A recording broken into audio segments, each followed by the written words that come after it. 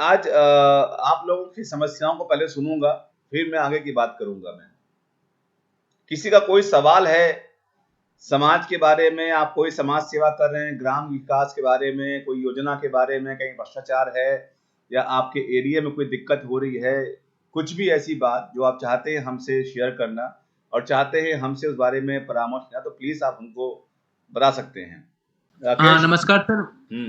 मेरा एक सवाल आया था सर। एक सवाल नहीं था, मेरे को जानकारी चाहिए था सर। सर एक्चुअली में सर अभी अपना वीडियो खोल लीजिए, वीडियो। हाँ सर, हाँ सर। जो लोग भी सवाल करेंगे अपना वीडियो खोल लेंगे। हाँ बोलिए।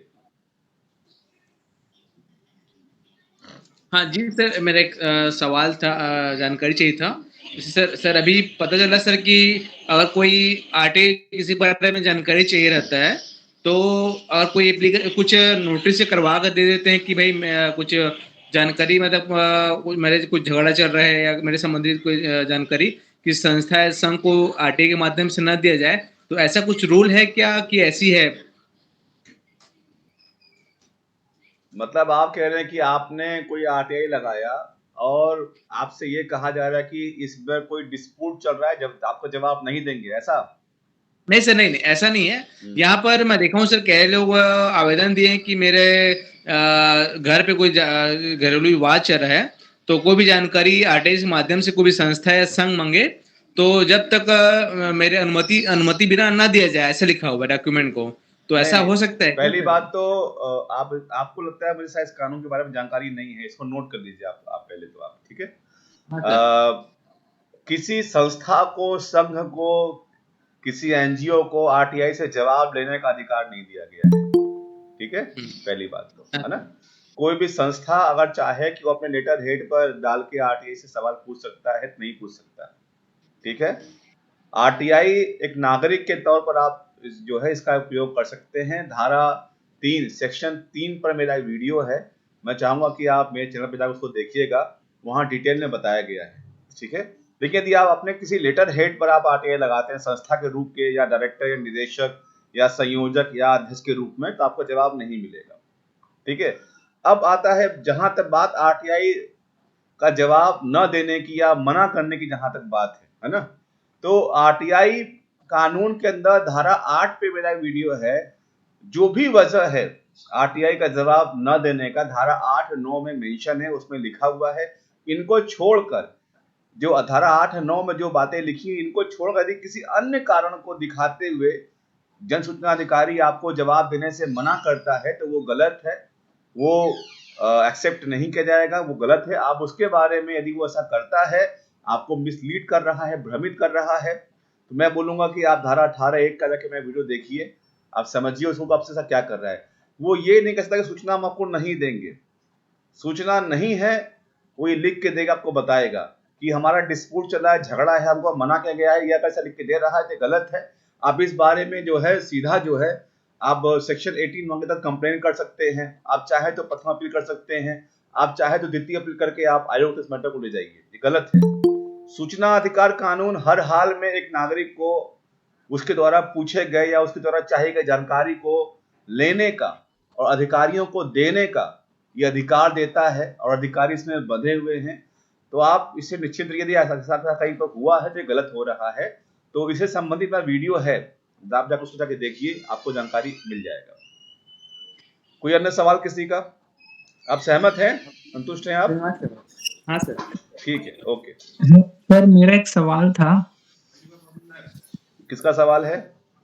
मेरा एक सवाल था सर। जैसे कि सर आयोग जब बोलती हुई सुनवाई करता है, तो वो आदेश जन सूचना अधिकारी को वही दिन से उन पर लागू होता है कि आयोग जब लिखित भेजता है उस दिन से आयोग जिस का दिन जिस दिन आयोग जो है अपनी सुनवाई करता है, सुनवाई की तारीख तय होती है, जिस दिन वो दोनों पक्षों को सुनता है, उसी दिन वो ऑर्डर पास करता है। ऑर्डर के दिनांक से ही वो जो आदेश आयोग जारी करता है उनके लिए, उसका पालन करना उनको पूरी तरह से किया जाएगा, उनका पालन उनको करना चाहिए। जी, लेकिन सर यहाँ जन सूचना अधिकारी लोग ऐसा मानते हैं कि जिसकी आयोग आज सुनवाई किया, लेकिन लेटर तुरंत जन सूचना अधिकारी तक नहीं पहुँचता, 1 महीने, 1.5 महीने बाद पहुँचता है। तो उसके बाद वो लोग मानते हैं कि आदेश हमको अब 1.5 महीने बाद देना है, ऐसा कुछ है उन लोग का। नहीं, तो देखिए उसको जब लेटर प्राप्त होगा तभी वो आपको जानकारी देगा, ये बात बिल्कुल उचित है। लेकिन ये भी उचित है कि अगर उस लेटर में सुनवाई के दिन से 15 दिन 20 दिन का समय दिया गया, उसमें साफ-साफ लिखा हुआ है, और लेटर अगर देर से पहुंच रहा है तो डिपार्टमेंट की जिम्मेदारी है कि वो तो लेटर सही टाइम पर नहीं पोस्ट किया। ठीक है, आप जी, इस जी, विषय जी पर सर। आयोग के अंदर भी डालिए आरटीआई कि जो आपने समय दिया इसके अंदर 15 दिन में जवाब देने का, वो हमको अभी तक क्यों नहीं मिला, वो हमें कब तक ठीक मिलेगा। है। जी। ठीक है, जी, सर और ये अपना समाचार पत्रिका में हम आरटीआई लगा सकते हैं क्या, जो अर्धशासकीय है, जिसके कुछ खबर लगा रहे हैं हम लोग, जिसकी पॉलीथीन बैन के ऊपर, तो वो किस आधार से समाचार प्रकाशित कर रहे हैं, उनके बारे में जानकारी ले सकते हैं ना? बिल्कुल, आप डायरेक्ट तो नहीं लगा सकते हैं किसी भी प्राइवेट जी। एजेंसी पर अपनी आरटीआई, लेकिन हाँ, सूचना प्रसारण मंत्रालय के माध्यम से धारा 6(3) के तहत आप आरटीआई लगा सकते हैं। सर जिसके अपना लोकल है, जो छत्तीसगढ़ संवाद करके है, सवाल जो आपसे मैंने आपको बताया ना, किसी भी जी, प्राइवेट एजेंसी पर, किसी भी न्यूज जी, चैनल पर, किसी भी अखबार पर आप डायरेक्ट आरटीआई नहीं लगा सकते हैं। या तो जो जिले के जो सूचना अधिकारी हैं, है ना, इंफॉर्मेशन अधिकारी होते हैं ना, जानते हैं आप ना, जी, जी। आप उनको लगाइए आरटीआई, जो सारे प्रेस वालों को वो देते हैं, वहां पर मान्यता देते हैं, वहां पर जिले के अंदर उनके पास सूची जी, होती जी है, सर। उसको जी। बोलते हैं जिला सूचना अधिकारी, जानते हैं आप। अ, हर जिले किस के विभाग? अंदर एक जिला सूचना अधिकारी होता है जो सारे मीडिया वालों का वो रखता है, डिटेल रखता है अपने पास। ठीक है, अच्छा, जी सर। हाँ, जिला सूचना अधिकारी होते हैं हर जिले के अंदर, जिनका काम जी। सिर्फ इंफॉर्मेशन कलेक्ट करना होता है प्रशासन के लिए। ठीक है, इंफॉर्मेशन जी, देना, जी। इंफॉर्मेशन कलेक्ट करना, ये सब काम जिला सूचना अधिकारी का होता है। ठीक है, आप उन पर आके लगा के उस संबंधित जो अखबार है या मीडिया चैनल है या न्यूज एजेंसी है, उसके बारे में आप सवाल पूछ सकते हैं धारा 6(3) के तहत। ठीक है, जी। चलिए बोलिए। सर मुझे वही जानकारी चाहिए था, एलआईसी में लाइफ इंश्योरेंस में हमको आरटीआई लगाना है, तो इसके लिए कहाँ पर हम लगाए सर? आप डायरेक्ट लगा सकते हैं आरटीआई एलआईसी के अंदर। डायरेक्ट लाइफ मतलब जहाँ एलआईसी का जो ब्रांच है वहीं पर सर? हाँ, वो भारत सरकार का ही उपक्रम है, डायरेक्ट लगा दीजिए आप। जो भी सरकार के द्वारा संचालित है, आंशिक रूप से भी या वित्त पोषित है, आंशिक रूप से या पूर्ण रूप से, वो आरटीआई के दायरे में आता है। ठीक है,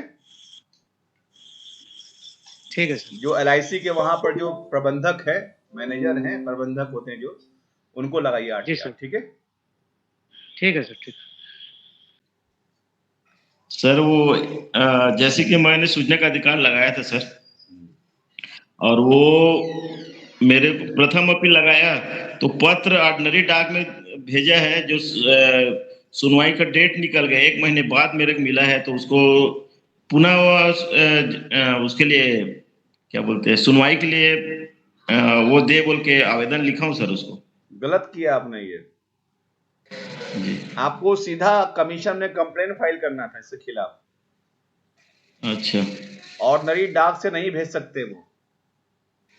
वो मैं उसको लिखा हूँ, व्हाट्सएप पे मेरे भेजे ताकि मैं उपस्थित हो सकूं बोल के लिखा हूँ। आप कम्युनिकेशन क्यों कर रहे हैं आप?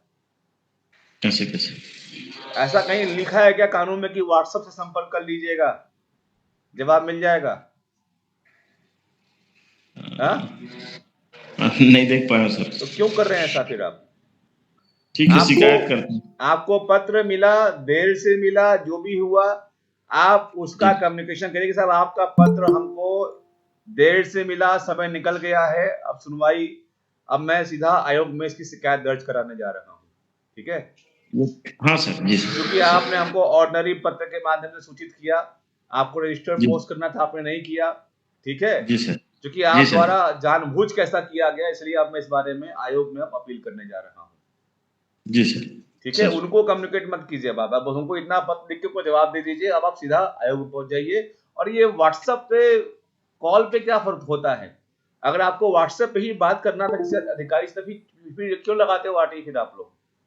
नहीं, ठीक है सर। उनसे ऐसी बात कर लो, कल को मान लो आपको वो लोग फंसा देंगे तो क्या करोगे फिर आप? जी सर। है ना, मत कीजिए ऐसा। सभी जी ध्यान सर। दीजिए, कभी भी किसी भी अधिकारी से जब आप आरटीआई डालते हैं, आरटीआई आवेदन करते हैं, तो आप पत्र लिखते हैं, पत्र का जवाब पत्र के माध्यम से ही आना चाहिए, पत्र के माध्यम से ही जाना चाहिए, no more communication, no any communication from the mobile, email, nothing.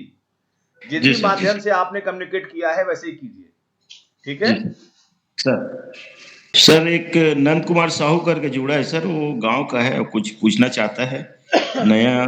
बोलिए, उनको भगवान ने उनको मुंह दिया हुआ है, बुद्धि ज्ञान दिया है, खुद ही पूछ ले वो।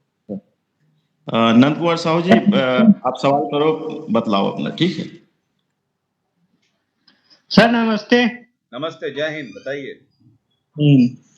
सर मैं ये बोल अपना रोजगार गारंटी का है ना, उसमें जानकारी पूछना था, तो कैसे पूछने पड़ेगा उसके लिए? क्या ITI लगाना है तो। जैसा रोजगार गारंटी है ना, रोजगार गारंटी क्या?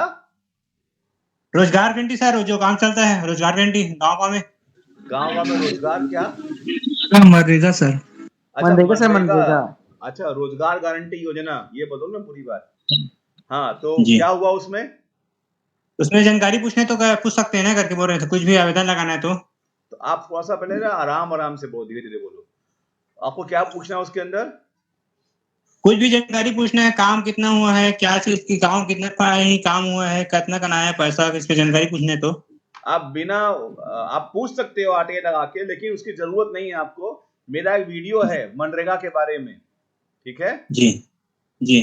मेरा एक वीडियो है मनरेगा से तमाम जो काम आपके गांव में हो रहा है उसका पूरा डिटेल निकाल सकते हो, किसको पैसा गया वो भी निकाल सकते हो, कौन सा काम गया वो भी मालूम कर सकते हो, किस व्यक्ति को उसका नाम पता सब निकाल सकते हो। ये तमाम रसीद, बिल, वाउचर, पेमेंट कब हुआ, किस खाते में गया, किसको पेमेंट हुआ, कितने दिन मनरेगा से काम हुआ, किस आदमी ने काम किया, किस महिला ने काम किया, कितने दिन काम हुआ, उसका अटेंडेंस सब निकाल सकते हैं आप, ठीक है।